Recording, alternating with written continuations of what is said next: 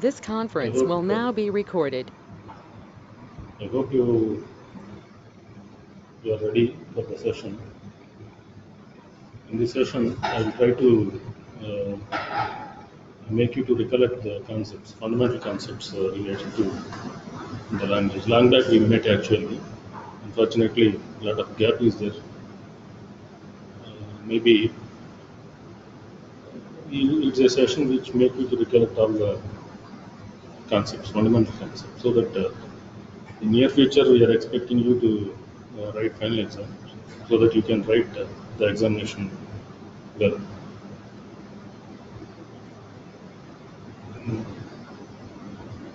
Actually, during class work, I told you that Java language is very important to you, not only for getting good score, but it helps you in getting good placement also.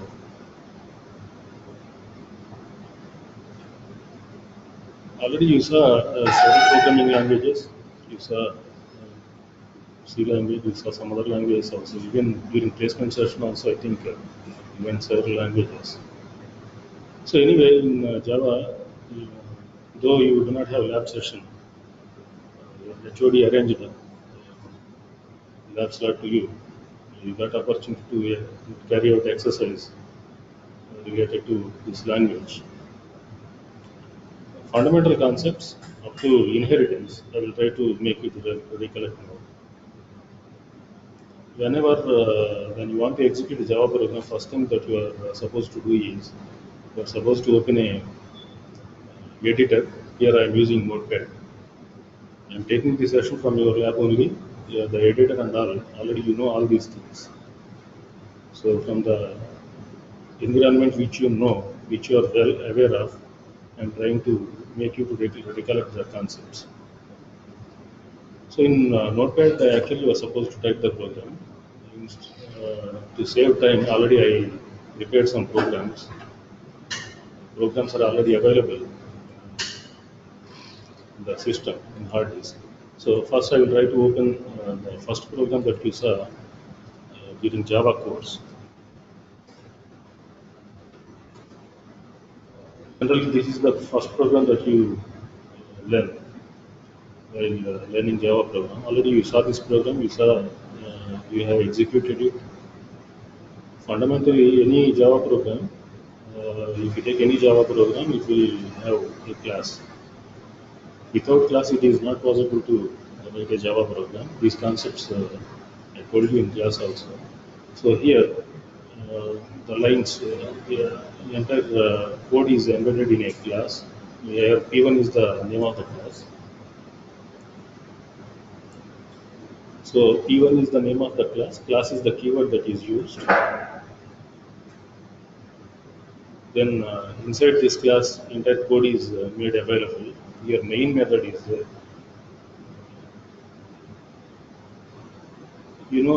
these three keywords, public, static, and void. You are supposed to maintain these keywords. You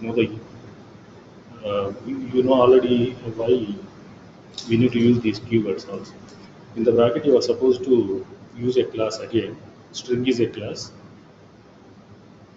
An array belongs to this class. You are supposed to mention in the brackets of this main. This array actually what it will do is it will receive command and arguments. You know that concept.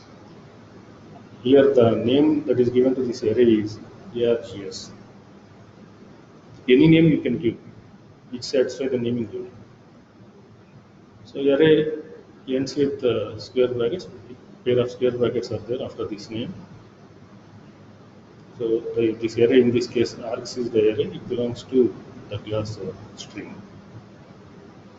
So main method will accept arguments belong to string type. That is the meaning here. Void means main do not return any value. Static means, so in this program, I am not creating any object belong to class P1. Without creating object belong to class P1, I am trying to execute a member belong to this class. Try to follow me carefully. All the concepts you know already.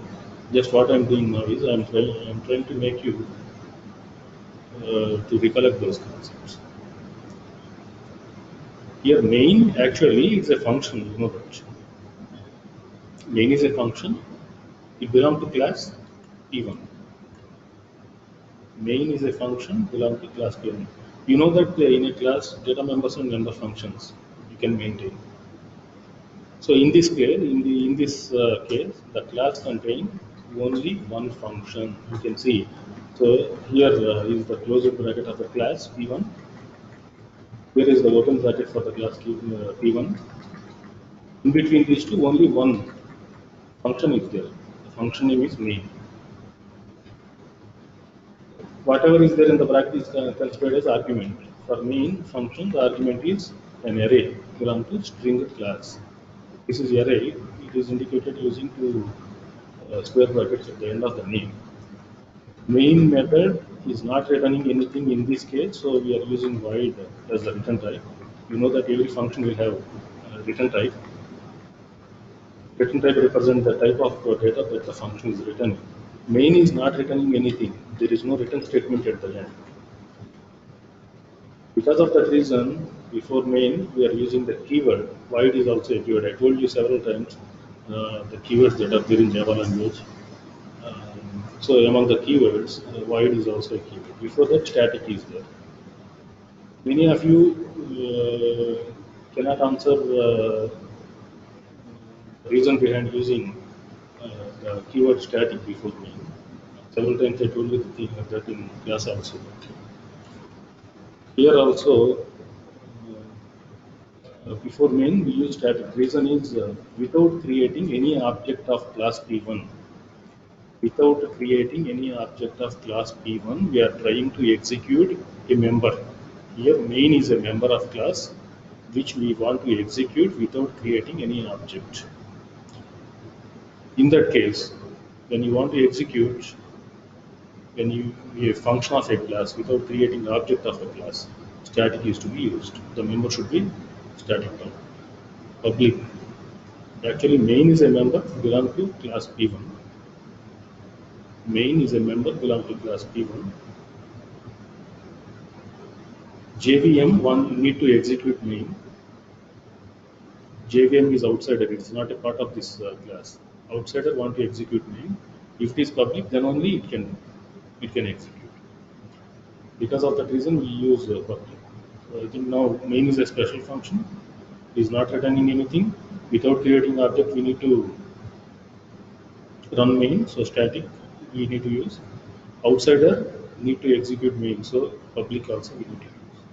So these are the words that you are supposed to maintain before main Java language. Whereas in case of C, C++, just return type is enough. There is no need to use static or public, but here we need to use. One more important point, without class you cannot write a Java program. So Java is called as pure object-oriented language. Another fundamental thing that you can see in this program is system.out.println. Simply, it is something that is used to display the content of the bracket, the content which is mentioned in double quotes. Here in this case, VB8EC is mentioned. This content will be displayed on the standard output device because of system.out.println. Print or println both you can use. When you use ln, at the end the display go to the next line. You know about it. So this is how you are supposed to open an editor and you are supposed to type a program. Class is compulsory. Main, we want to display VB8EC as the result of this program. After typing this program, at the end, you are supposed to save it. While giving name to the program, here you can see p1.java is the name that is given to the program. P1 is the class, name of the class. Inside this class, main method is there. Whatever the name that is given to the class, it is better always to use the same name as the name of the program also. So because of this reason, we are giving name P1 to the program also. Because this is Java program, you are supposed to do the extension .java. So the name is p1.java. So finally, we have a program which is typed in the editor.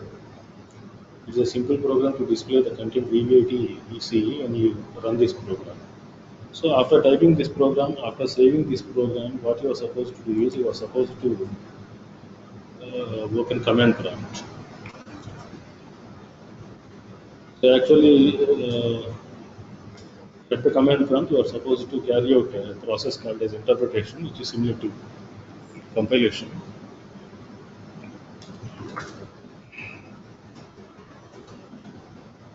Actually, the program, I saved this program in hard disk in D colon under the folder name Java. So here what you are supposed to do is you are supposed to use Java C command.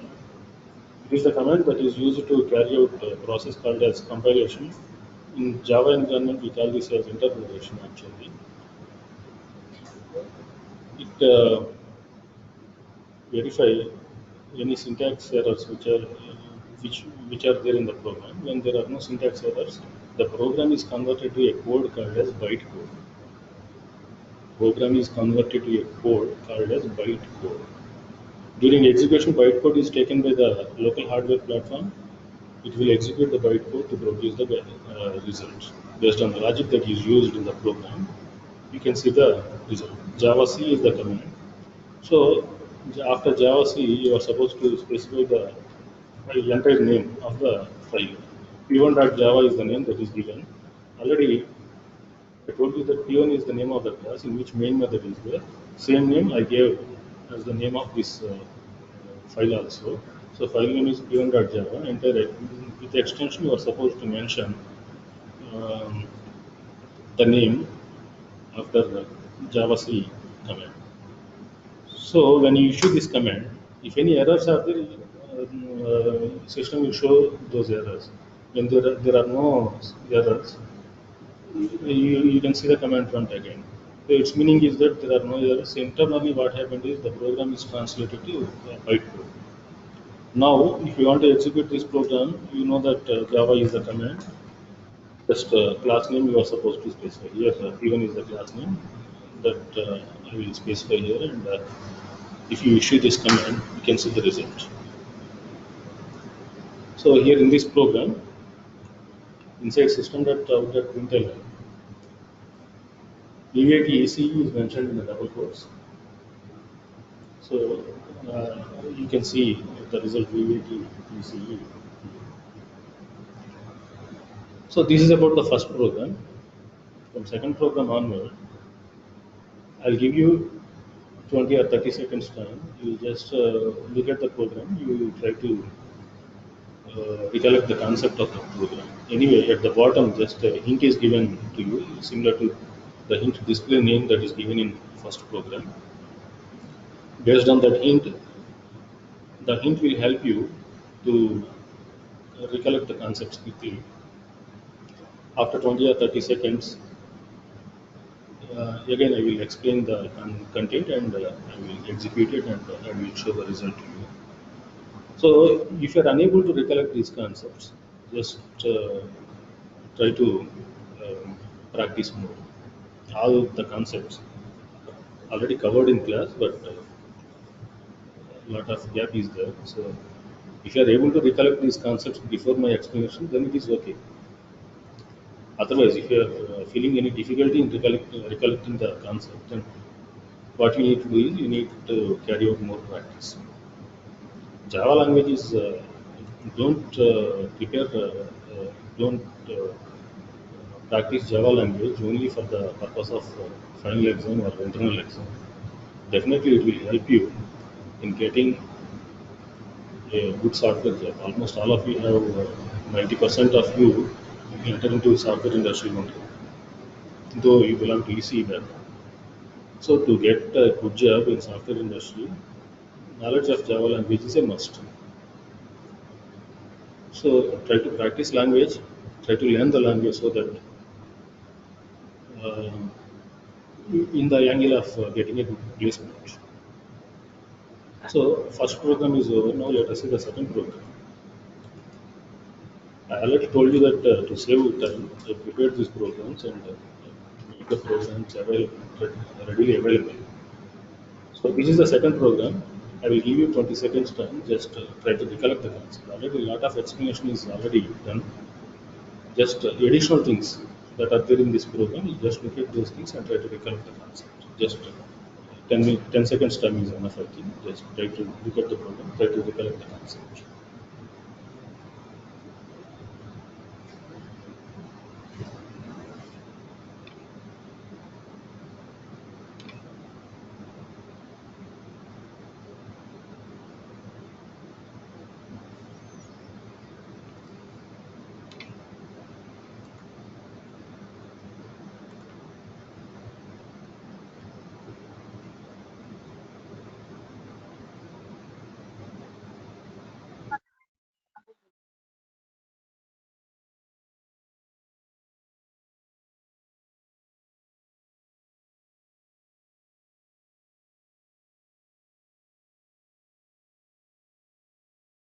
There is a chat window. Try to answer this program. Try to guess the result of this program.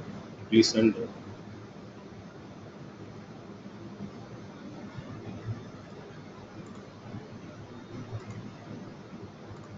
Just you see the program and you give the answer in the chat. What is the answer for this program? You send me the answer. All of you, please.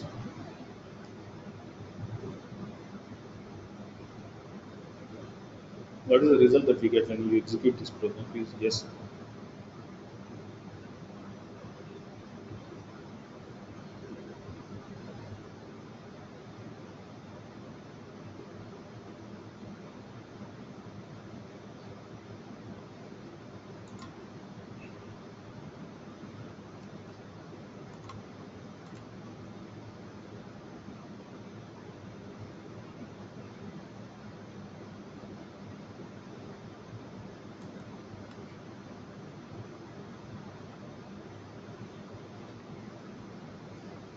So here, class name is P2.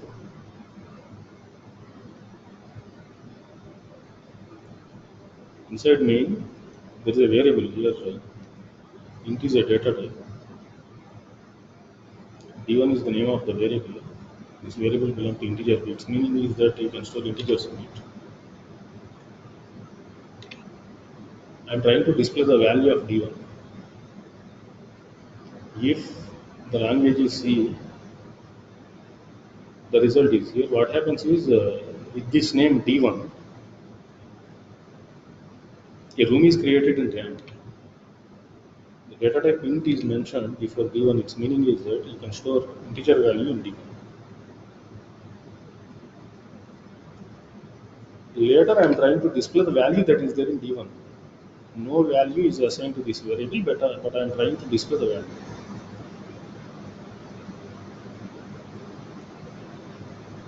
If the program is C, if the program is in C language, you will get some random value which we call in C as garbage language. Sorry, garbage value. Sorry, garbage value.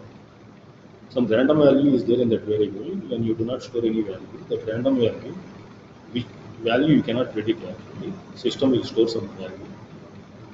You will get that value, random value, which is called as garbage value of the result. But here, in case of Java language, if you do not assign any value to this variable and if you try to display its content, you will get compilation error. So you can see here the in comment section, as a comment I mentioned, no value given to a variable. No value is given to the variable and we are trying to display its content. It is wrong in Java. It is not wrong in C language. If you do not give any value to a variable, you cannot use it.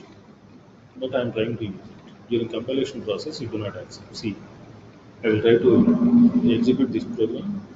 Because class name is P2 in which main method is there, I gave the same name P2 for the file name also, extension is .java. So now what I will do is I will try to execute this program. Java C is the command that you are supposed to give. P2 is the name of the program, P2.java. You can see, I already told you that without storing a value in the variable, if you try to use it, without storing value, if you try to use it, it is a error in Java. That's what we shown here. Inside D1, no value is there. The value we have not initialized it with some value, and we are trying to display something which is wrong in Java. So you get compilation error. Also, you can see variable D1 might not have initialized. That error you see. For example, now if I change the program to D1 equal to something like this time, take D1 value 10 is stored. Now compilation interpretation will be successful. Sorry, saved. I have not saved this program. So after saving, again I will try to execute this program. So it is successful. Its meaning is that D1 is given some value. Here in this case, value 10 is given to D1. When you gave some value to the variable, you can use it. There is no problem. So you get well, if you run this program, because value 10 is stored in D1, you can see uh, that's the result. Sorry. Java language is case sensitive. I will give small p instead of capital P. You know that while giving name to a class, it is the convention is to begin the name with capital letter, because capital letter is used, capital P is used at the beginning of this name. File name also should have capital P. The Java language is case sensitive. Its meaning is that. Next, let us see the next program. Here in this program, fundamentally a variable in which some value is stored. Initially no value, and we are trying to use, in that case we got compilation error.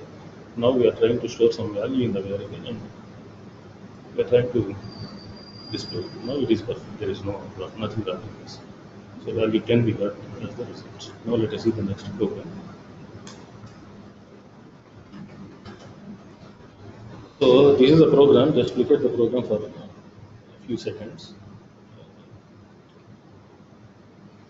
Try to give answer. Try to give the result of this program in chat window. You just look at the program, give the result in chat. This is the third program that we are looking at.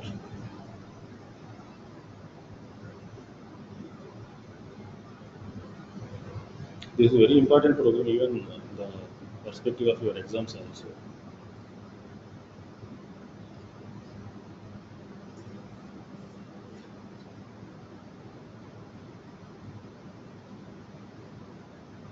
Just look at the program, try to understand the code, and if you are able to understand it properly, then what you do is you just give the answer. When we execute this program, what answer we get, you just send it in the chat window.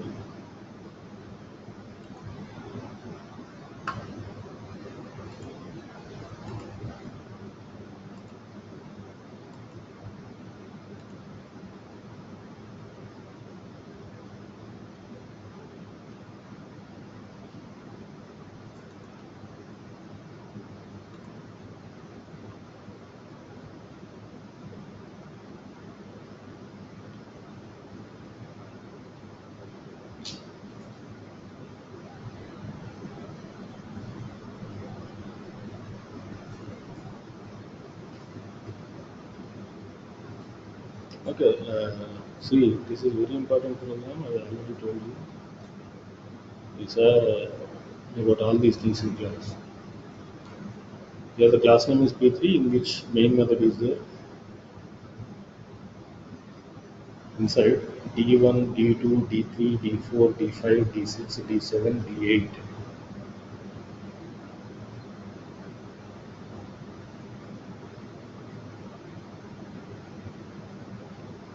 So all these D1 to D8, these are variables.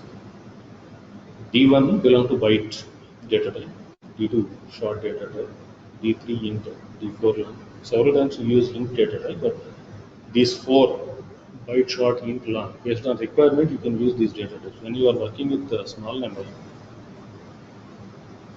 to save memory, what you can do is you can use byte. You know the ranges also. So byte means only 1 byte space is available. 1 byte means 8 bits. In 8 bits, 1 bit is used for sum. Remaining 7 bits you can store magnitude. 2 power 7 minus 1. 2 power 7 minus 1 is the biggest number that you can store in D1. Similarly for D2, short range is bigger than byte. Int range is bigger than short. Long range is bigger than int. So these four are flavors of integer data type. Then D5, D6, D5 belong to floater, D6 belong to double.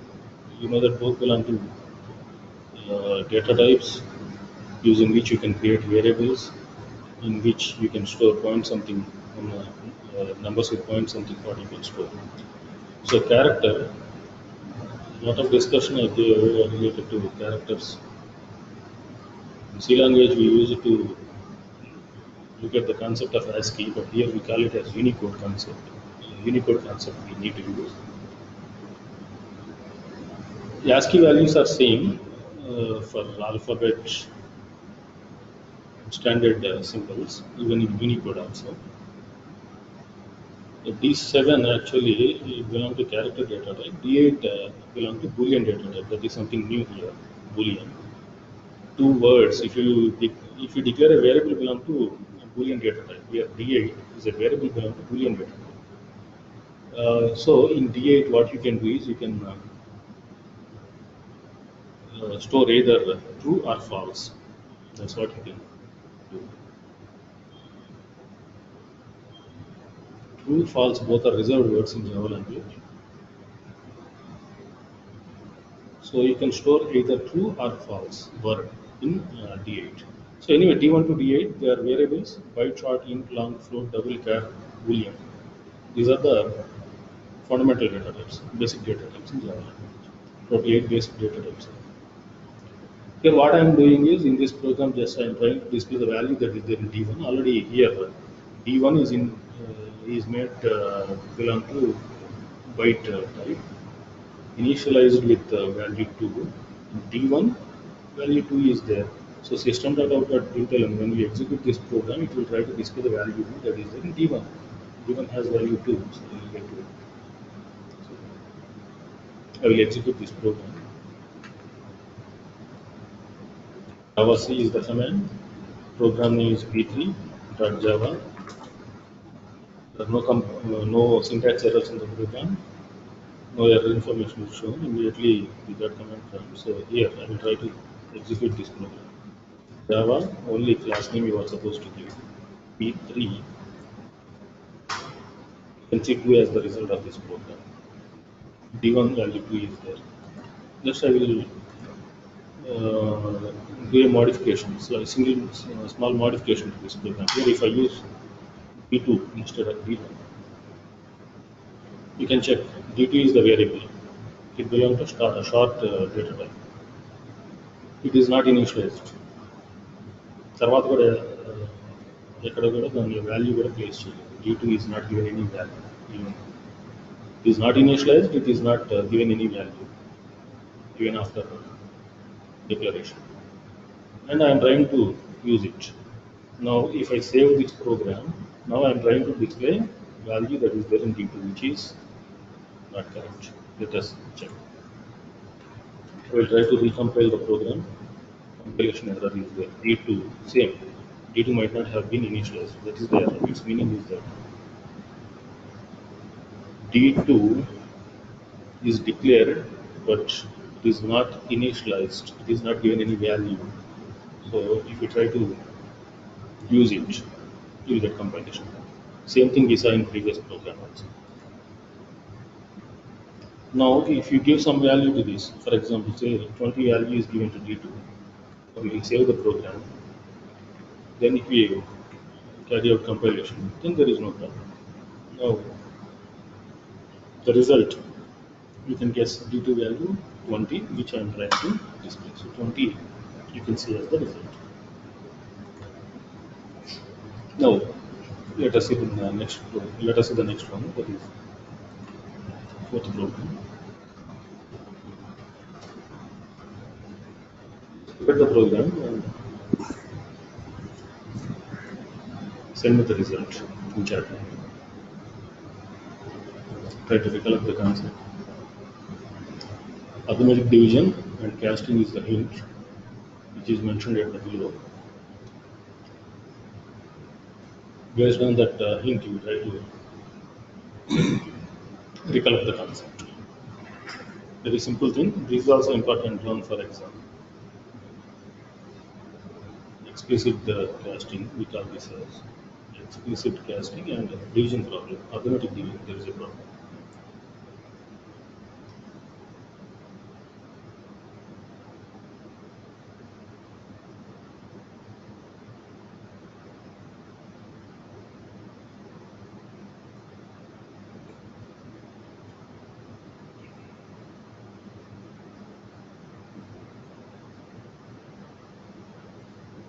So this is the fourth program that we are looking at. These are the simple concepts which are important concepts.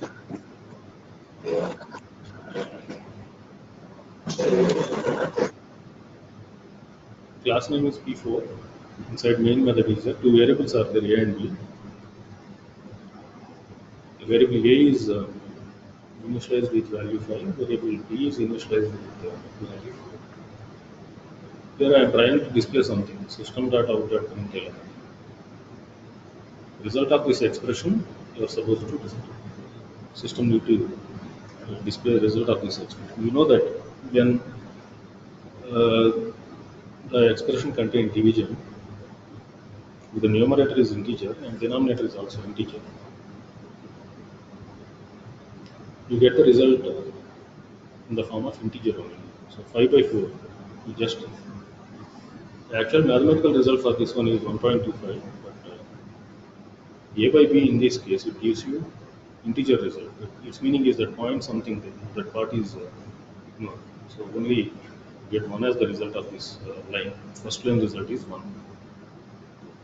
Then if you look at this line, second one,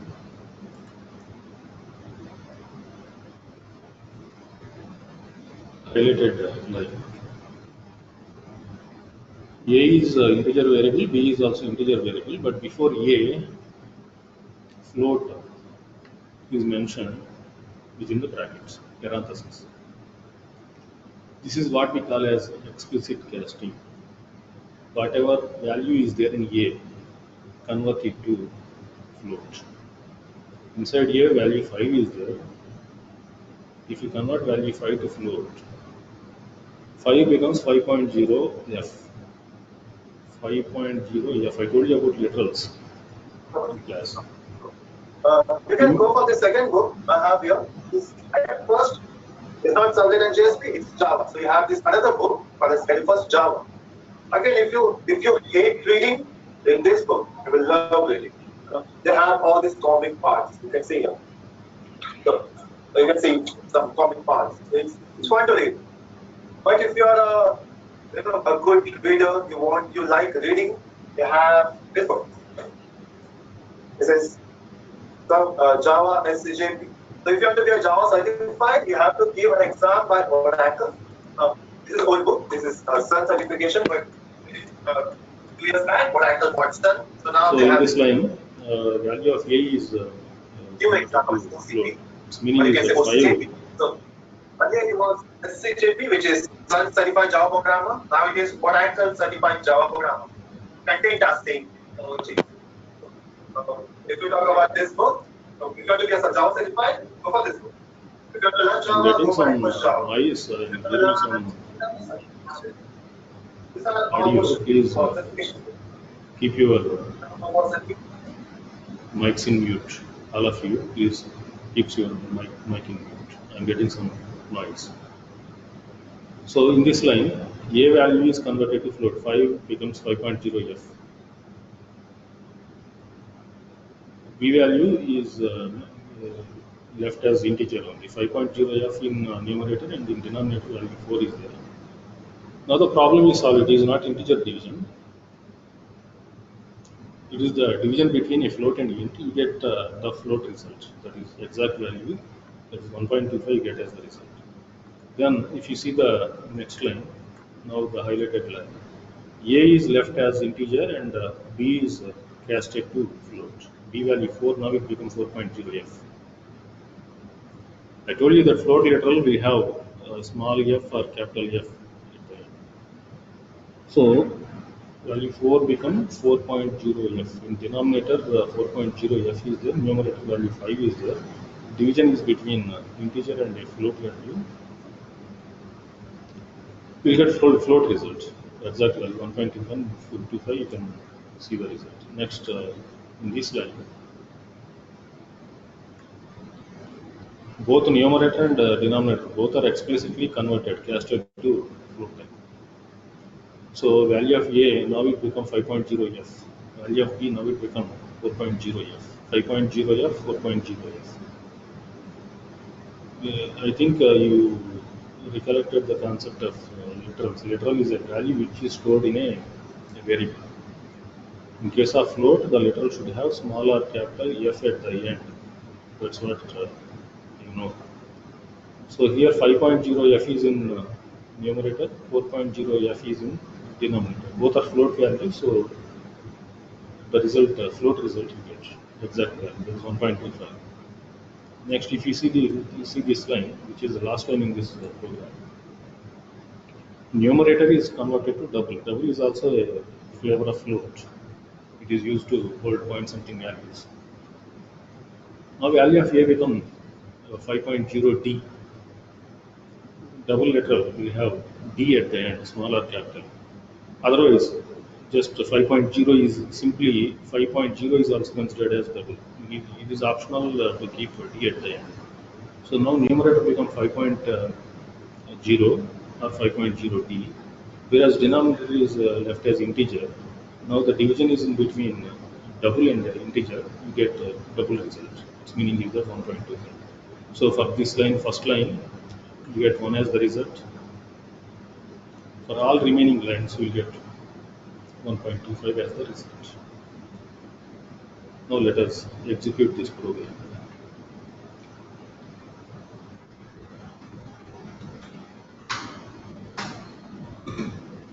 Compilation is done. Interpretation is done. Now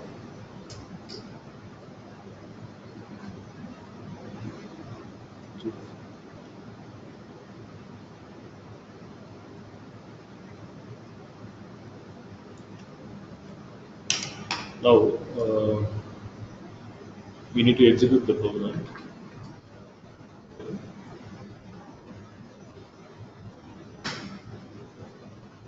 As we guess, the result is initially integer division is there. So integer division, I told you that it gives 1 as the result, whereas all remaining 4 lines. In all remaining 4 lines, we get 1.25 as the result. That's about this program here. The program is related to division and typecast. Important for exam.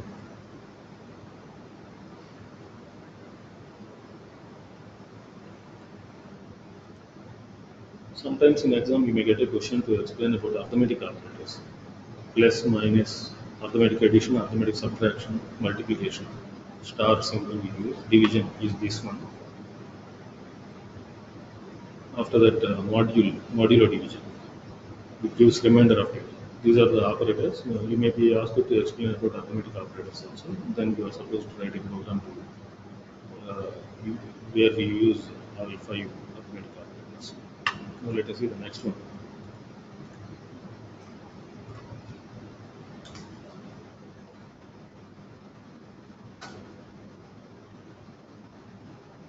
This is the concept related to command line arguments. This is also important one for example. Just recollect the concept.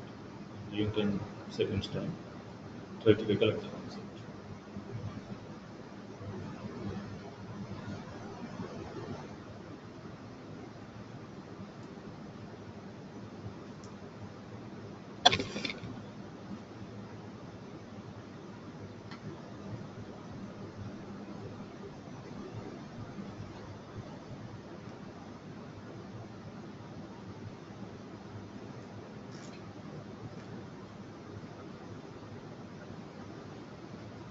So command line arguments, actually the arguments which we pass at command line, they are called as command line arguments.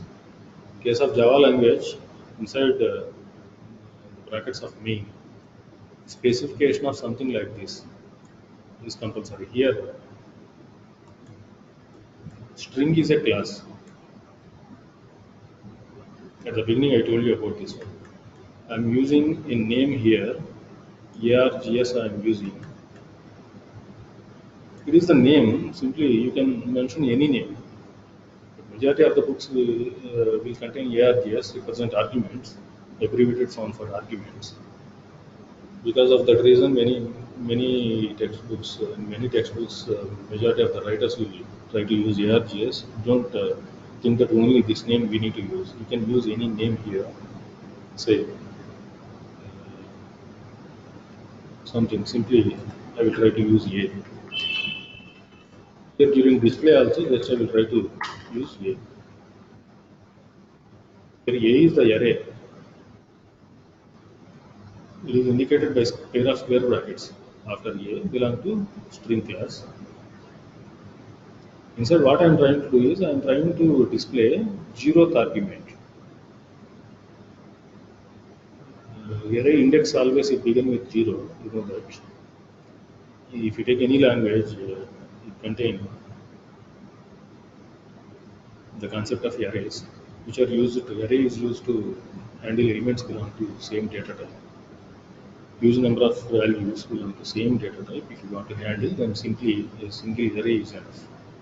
The A is the array belong to string type. It can store strings, each one string in each slot. Now what I am trying to do is I am trying to display string in 0th slot of this array. Whatever argument that you give at command prompt is received by this array, and same thing I am trying to display.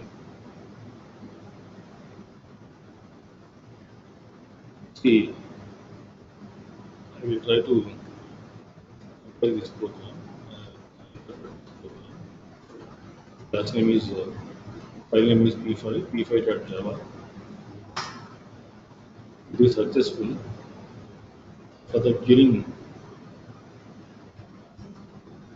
while running this program, Java actually p5 you are supposed to specify. After that, you can specify argument. Say, if I specify ABC as the argument, whatever the argument that is specified here, whatever the argument that is specified here, ABC is the argument. This argument is received by the array A. Here, array A is there. One string I am passing. So it receives only one argument. Whatever the string that it receives, the array will keep that string in index 0. So in array A at index 0, this argument that is string ABC is placed. So A0 I am trying to display. So ABC you get as a result. You can check. For ABC we got as a result. During execution of program, at the end of command prompt, after class name, whatever the string that you mention is received by array A belong to string type inside main. Only one string is passed, that is kept at A0, which I want to display. So A0 contain ABC, we got that as the result. For example, now if I change it to 1, A1, its meaning is that string in index 1, that means second string in the array, we need to display. So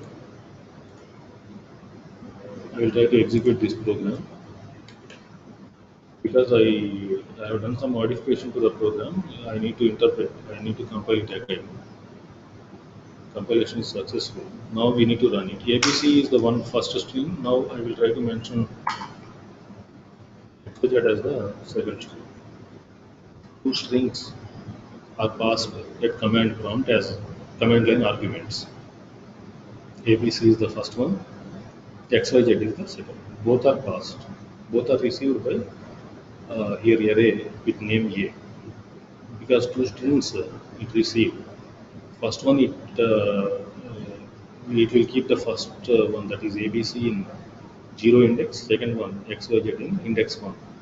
Here I am trying to display string that is there in index 1. That is in this case index 1 contain the string XYZ. So you get XYZ as the result. You can see the result XYZ. So that's about command line arguments. You can expect this for the exam. Next one.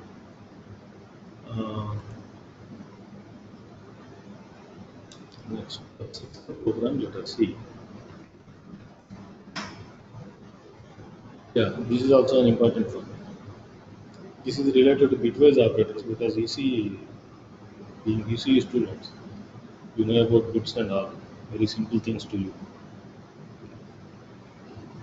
Try to recollect this concept. Try to recollect the names of these operators. Try to recollect what happens here. Guess the answer.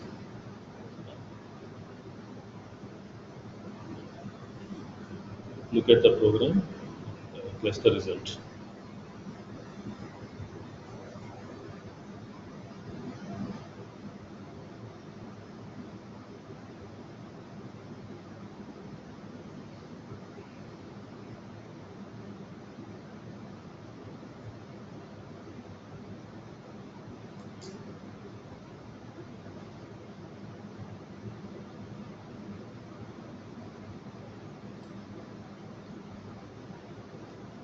Okay, two variables are there, A and B. A contain value 5, both are integer variables.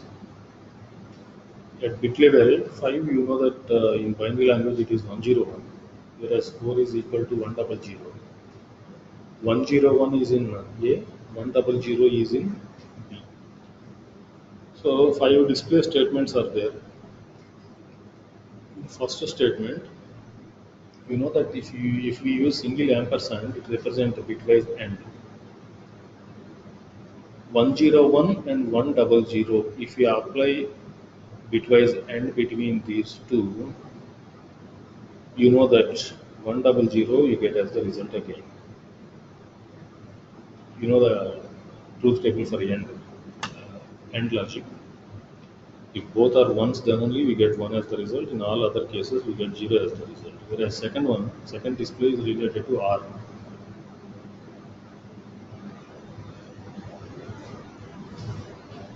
So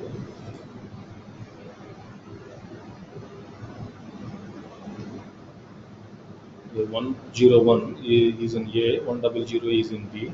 If we apply R between these two at bit level, we get the result. Third one, XR. You know the truth table for R, you know the truth table for XR also. Truth table for R is only in case if both are zeros, we get 0. Otherwise, we get 1. Next one, XR. When both bits differ, then the result is 1.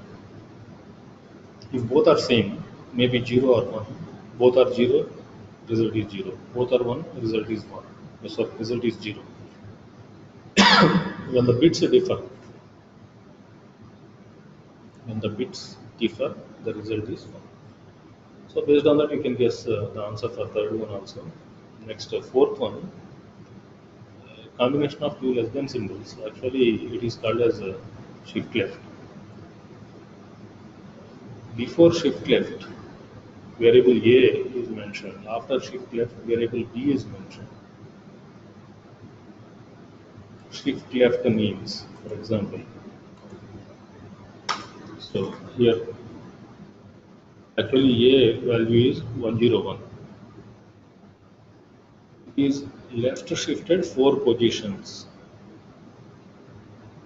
So when you left shift it 4 positions, you get something like this.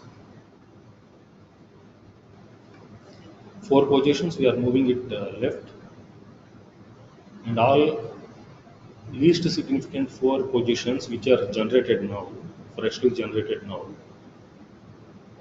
they are filled with value 0. So this is the final result. You know that in binary, least significant bit position. This is 2 power 0 position where value 0 is there. 2 power 0 into 0 becomes 0. 2 power 1 into 0, 0. 2 power 2 into 0, 0. 2 power 3 into 0, 0. 2 power 4 into 1, 16. 2 power 5 into 0 is 0. 2 power 6 into 1, that is 64. 64 plus 16. So for this line, for the highlighted line, the answer is 80. Because left shift are 4 positions. B value is 4. 4 positions we are left shifting it. Next, if you see this one, right shifting 4 positions. Initial value of A is this one 101. If you right shift 1 position, least significant bit, we lose. 2 positions, second one also we lose. 3 positions, that one also we lose. 4 positions, already 3 bits are, we have lost 3. Fourth bit is 0, that also we lose. So nothing is there. So the result for this line is 0. Bitwise end, see 101 is A, 100 is there in B. If you apply end between these two, you can see here we get 1, then 0, then 0. So 100 is 4, that is bitwise end. Then if you see bitwise R, you will get 101. 101 is 5, you know that. XR. For XR, if both are ones, the result is 0. If both are 0, result is 0. If they differ, result is 1. 001 is 1, you know that. Then I told you about left shift, that is 101 and 4 zeros.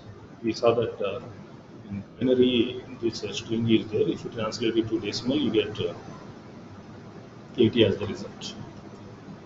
Then for the last one, nothing is there, so 0, you can see as the result. So these are the results that you get: 4, 5, 1, 80, and 0. So now let us verify these answers by executing this program. So the program now it is E6. So operation is over, successful interpretation actually. You are supposed to call the process interpretation in Java, where the program is converted to bytecode. Remember that word, bytecode. After interpretation process, whatever the code is that is generated is called as bytecode.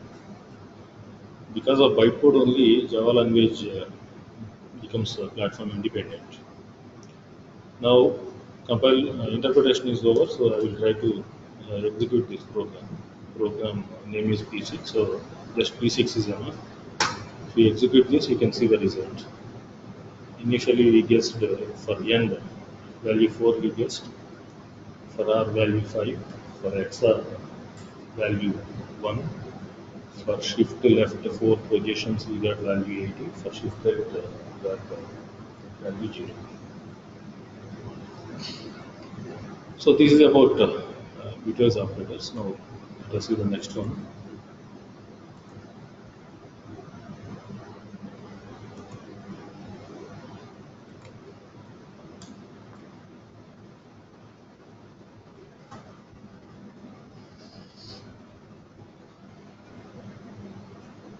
So this is about literals. In some program, already I discussed about this. See here, value 5 is stored in A. A belongs to integer type. Because A belongs to integer type, you can store value 5 in it. Okay, then the variable B belongs to float type. Float variable can store,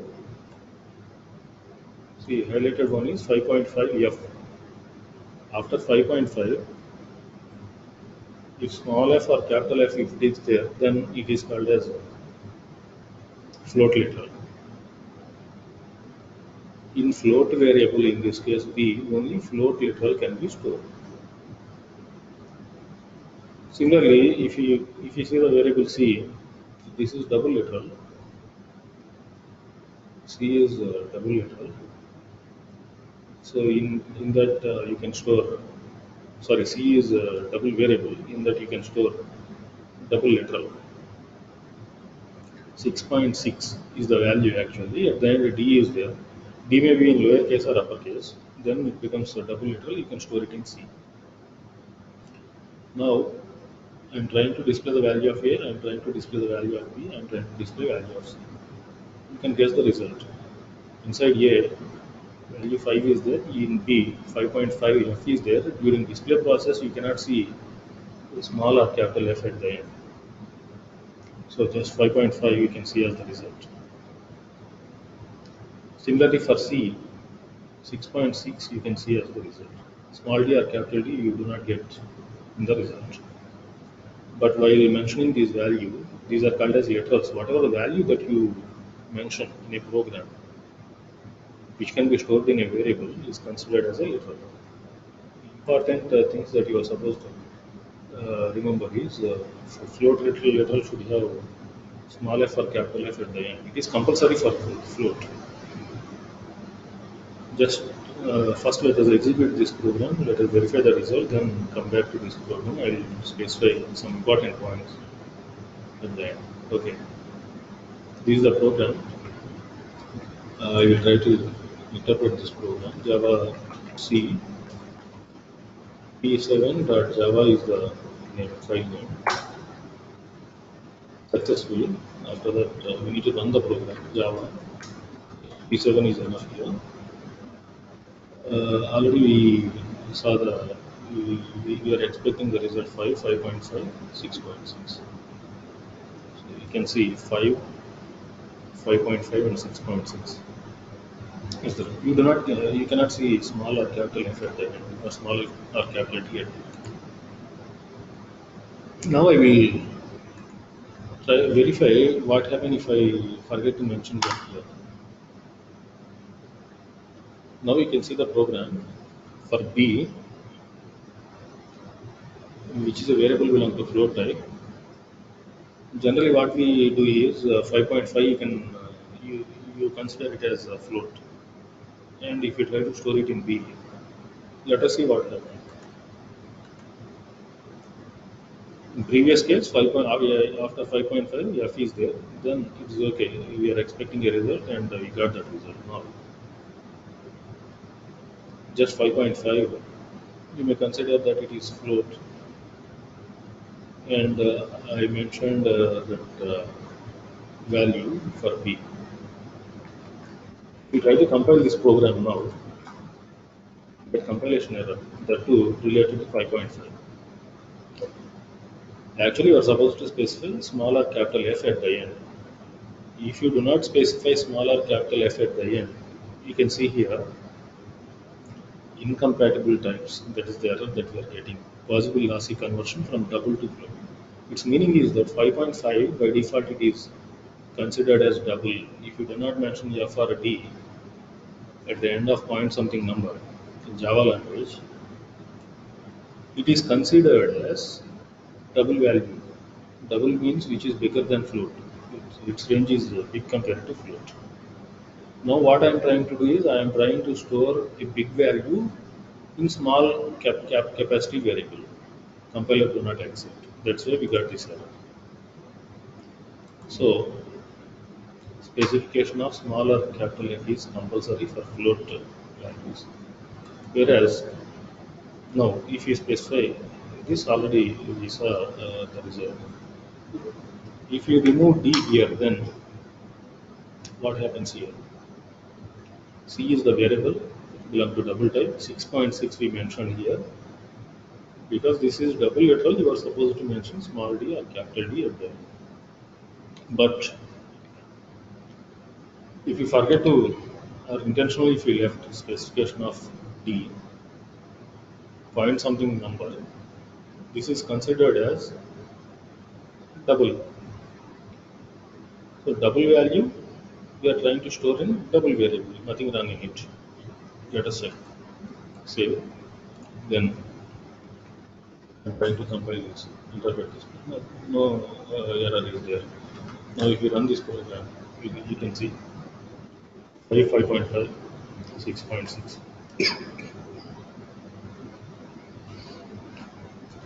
So literals for wide, short, int and long. Integers you can store. Based on the range of the variable, you are supposed to specify the integer value. For float values, if you want to mention a float value in the program like 5.5 here, you are supposed to keep F. Maybe lower or capital, lower or upper.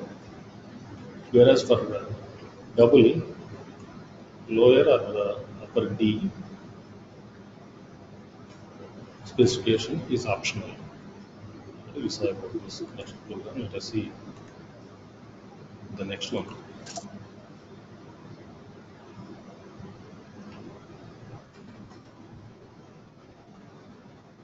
It seems very simple, but First, try to guess the result of this program.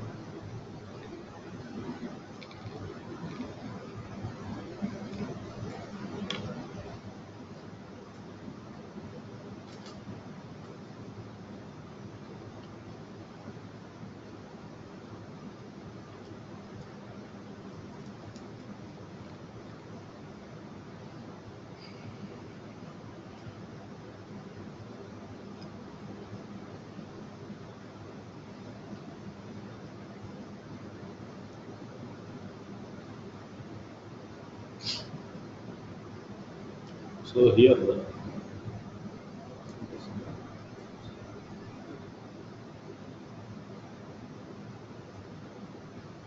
this is a simple program. Inside main only one line is there.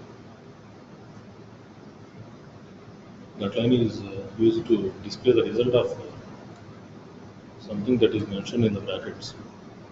This is 1 plus 2 minus 3 into 4 by 5. 1, 2, 3, 4, 5. They are called as operands. Plus, minus, multiplication, division, which are used in this one in this expression is called as operators. Operators are used between the operands. So the entire expression becomes, because the operators are arithmetic operators, the expression is called as arithmetic expression. Arithmetic expression. So the operators are arithmetic operators. When evaluating arithmetic expression, you are supposed to follow certain tools. Even your high school education, I think, learn about BODMAS tools. Tools like that you need to follow even in programming language also. For example, if you restrict explanation to this particular expression, which is there in this program, plus, minus, multiplication and division, 4 operations you are supposed to carry out. Among these, compared to plus minus, multiplication division has higher priority. Because they have higher priority, they are executed first. Again, two such operators are there. So both are equal in priority, multiplication and division. So first multiplication is evaluated. 3 into 4 is evaluated first. That is 12. Then still plus, minus and division. 3 things we need to evaluate. Division has priority compared to plus and minus. 12 by 5. 12 is integer, 5 is also integer. So 12 by 5 becomes 2. Not 2 point something, just 2. Finally,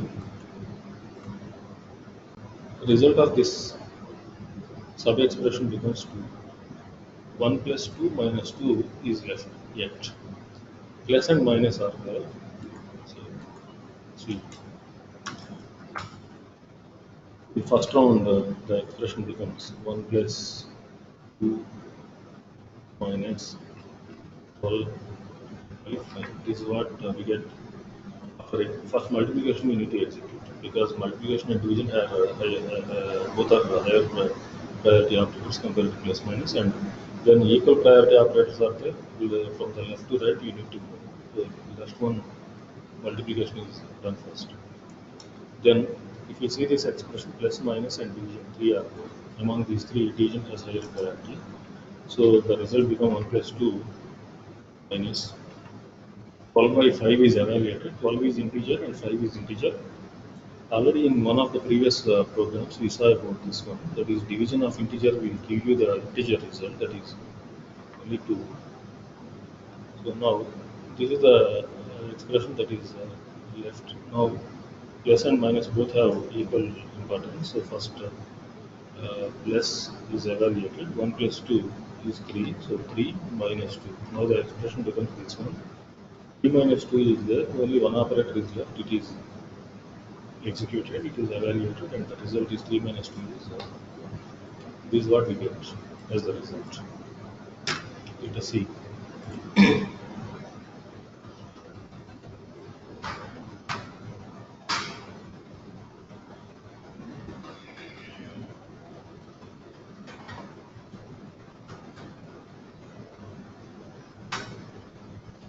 You can see the result. If you see the operators, in this case, multiplication and division has higher priority compared to addition and subtraction. So first multiplication and division we need to execute. That too, when multiplication and division both are there, so first multiplication is executed because it is on the left in the expression. Then division. After that, plus minus are there, both are equal importance. First plus is to be evaluated, then on the right side minus is there, so that is evaluated. So there is a procedure which you are supposed to follow while evaluating arithmetic expression. So not supposed to do from left to right like 1 plus 2 first, then minus, then multiplication, then you are not supposed to do like that. You're supposed to follow expression evaluation rules. Java language also will follow the word-most rules. Well, let us see the next one.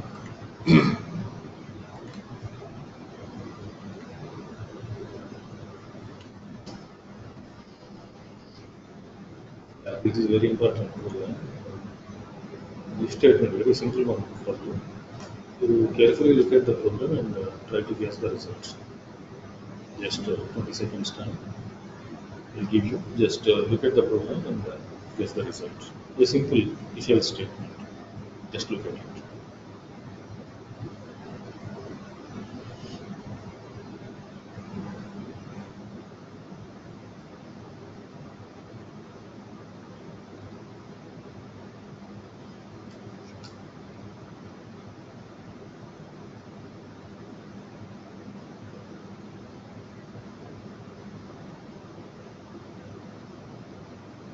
Yeah. Variables, two variables are there A and B. Value 4 is there in A, 4 is there in B also. If statement, if else statement actually. After if there is an expression, to construct expression you can use relational operators, you can use logical operators also. And or not.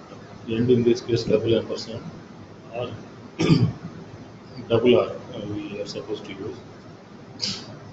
Sometimes you can use exclamatory mark, that is not operator also, to construct the expression. Relational operators also you can use. Greater than or equal to, less than or equal to, equality symbol also you can use, not equality symbol also you can use. Equality you use double equal, not equal to exclamatory mark and equal we use. You can use any of these operators to construct the expression. So here greater than symbol is used. A value is 4, B value is 4. You know that inside if whatever the expression is there, if the expression holds true, we execute the statement immediately available after if. If the expression is false, we execute this particular statement. Now A value is 4, B value is 4. Result of the expression A greater than B is false. 4 greater than 4 is 4 equal to 4 is true, but 4 greater than 4 is there, so it is false. False, because it is false, get B is big as the result, which is meaningless actually. Both are equal, that's what you are supposed to get, but here what happens is because of shortfall that is there when both values are equal, which we are not considering. So we go to execute, we go to this line and result you can see is B is big, which is improper. You can see just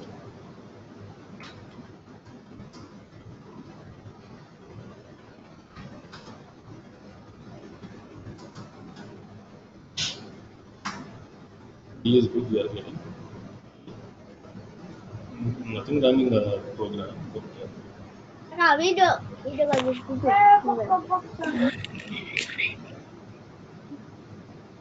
but because of the logic we are getting result as B is big. Okay, and let us see the next one.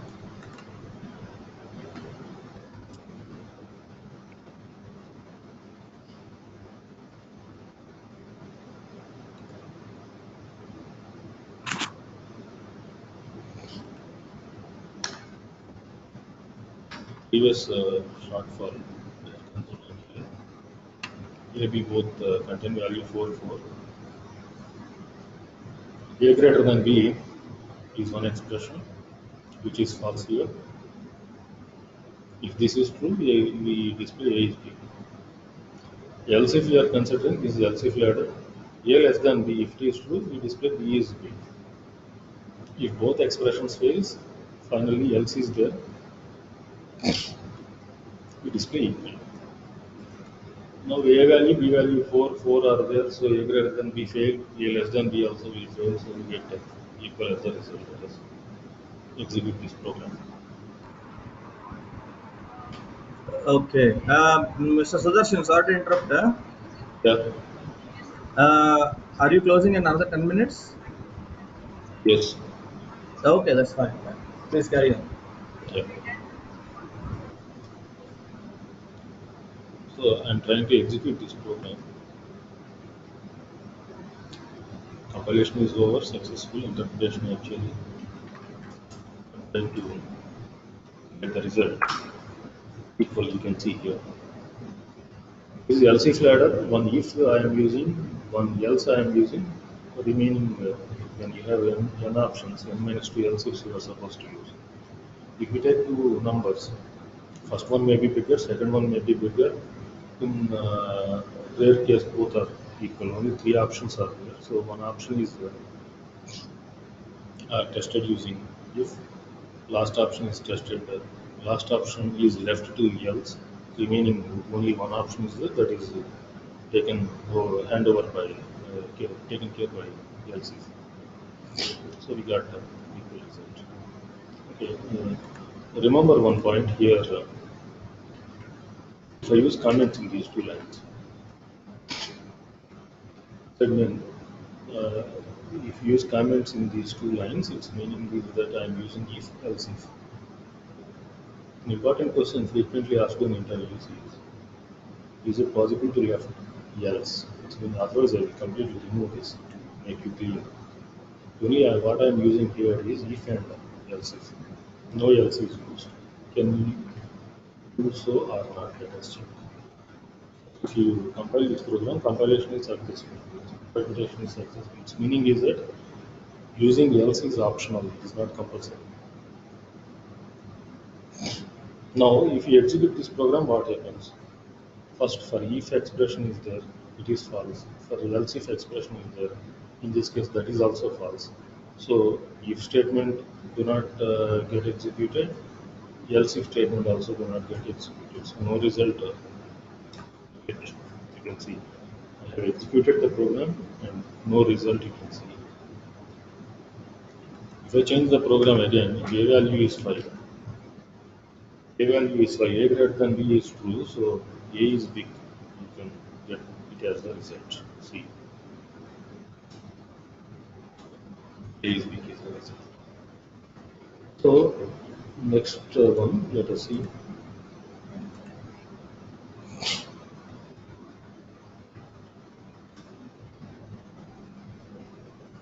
See the program, and it is a simple program related to loops. Just look at the program and guess the result.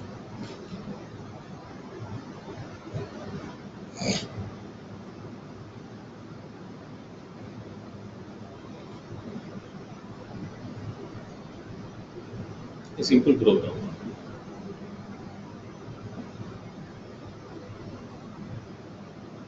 Class, inside class main is there, inside a variable is there. Just I am using this variable k as counter. Counter is nothing but which counts something. I began this variable with 0 and I am trying to use it as a counter. Each time I am trying to increment it. You know that double plus is for incrementation. If you use double plus before variable, it is called as pre-increment. If you use it after the variable, it is called as post-increment. So anyway, I am using pre-incrementation here. So when you execute this line, in double quotes, something is there, \n, you can use it. \n in printf, actually in C language, C++, when you use printf, actually in C++, something like cout we use, but especially if you consider, you can use printf also in C++. If you consider C language, think you not have C++. In C, you saw printf, inside printf, you use double slash. In double quotes, if you use \n, we go to new line. Same thing you can use even here also, system.out.println. Within the, actually, in the highlighted part, you can see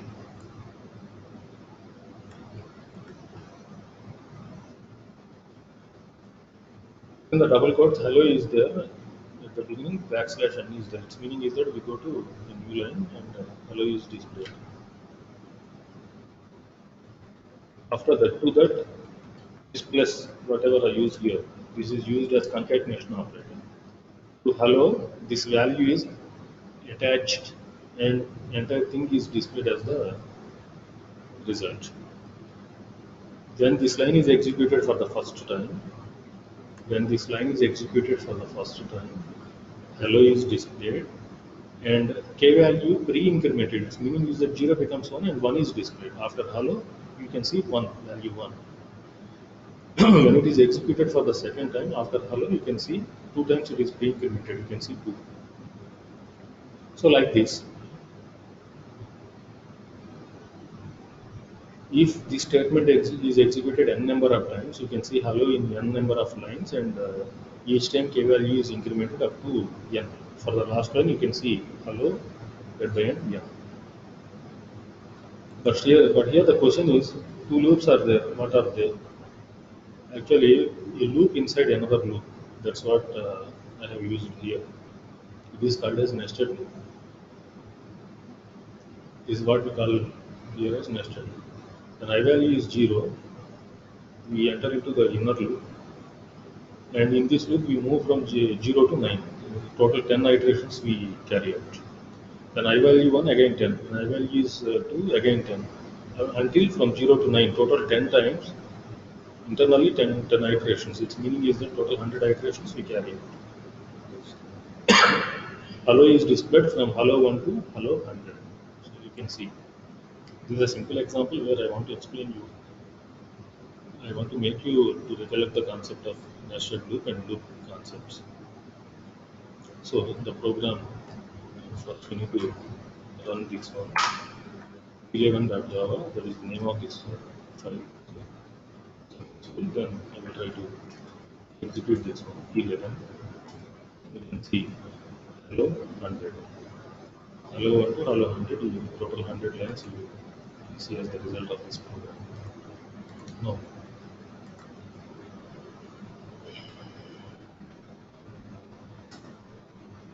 this is the next program.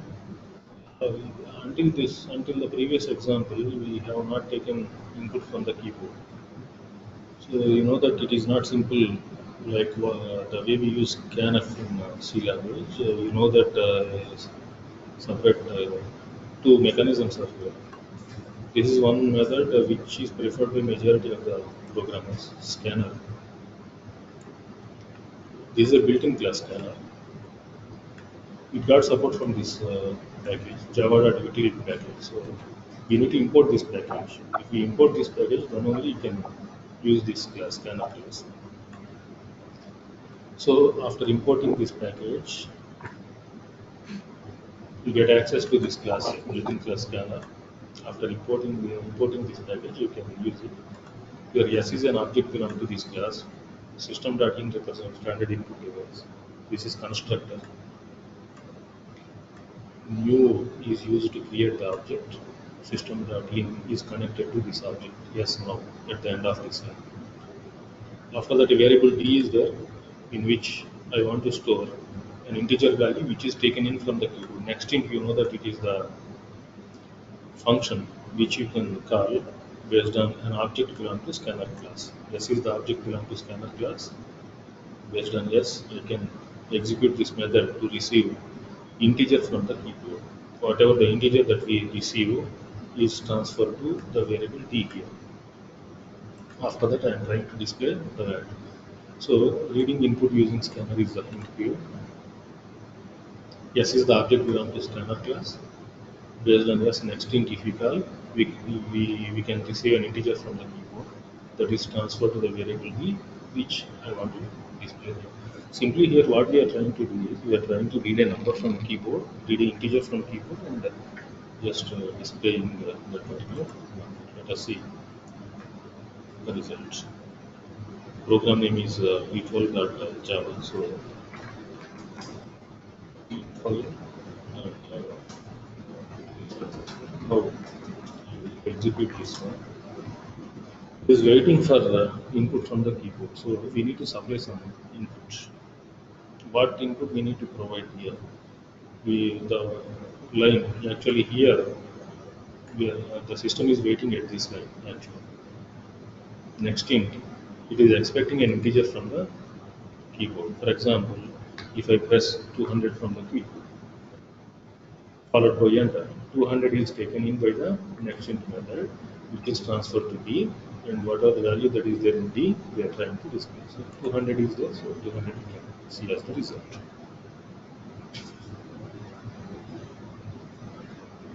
Okay, almost we came to the end. We will try to stop now. Maybe on next Friday, I think I have another session. During that session, I will try to finish all other concepts.